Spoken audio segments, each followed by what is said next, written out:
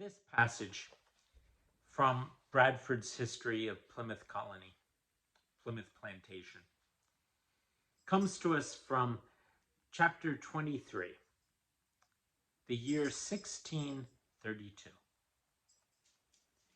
And here we hear of more trouble, not with the godless, but problems even among the godly.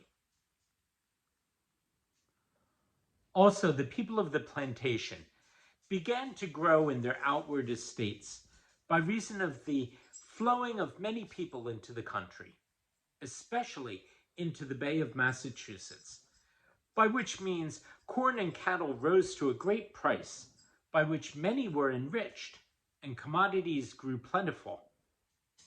And yet, in other regards, this benefit turned to their hurt, and this accession of strength to their weakness. For now, as their stocks increased and the increase vendible, there was no longer any holding them together. But now they must of necessity go to their great lots. They could not otherwise keep their cattle. And having oxen grown, they must have land for plowing and tillage. And no man now thought he could live except he had cattle and a great deal of ground to keep them, all striving to increase their stocks. By which means they were scattered all over the bay quickly, and the town in which they lived compactly till now was left very thin, and in a short time almost desolate. And if this had been all, it had been less, though too much.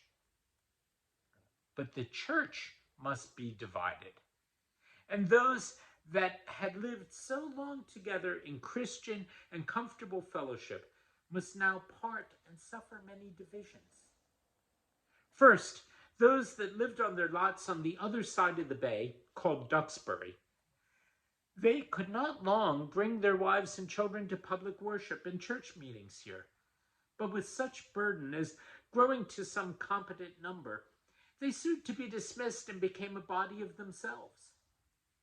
And so they were dismissed about this time, though very unwillingly.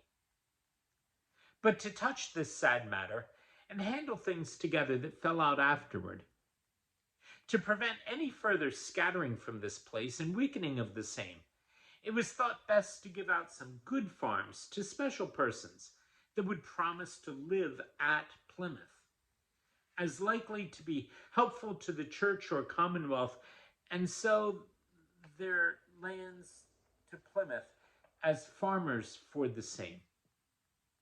And there they might keep their cattle and tillage by some servants, and retain their dwellings there. And so some special lands were granted at a place general called Green's Harbor, where no allotments had been in the former division, a place very well meadowed and fit to keep and rear cattle, good store.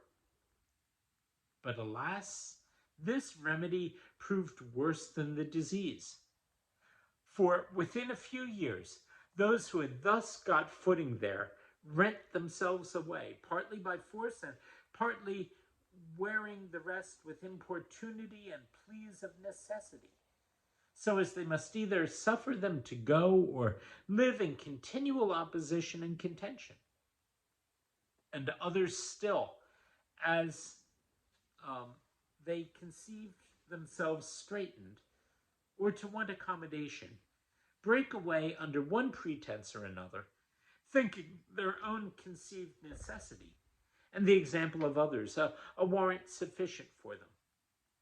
And this, I fear, will be the ruin of New England, at least of the churches of God there, and will provoke the Lord's displeasure against them.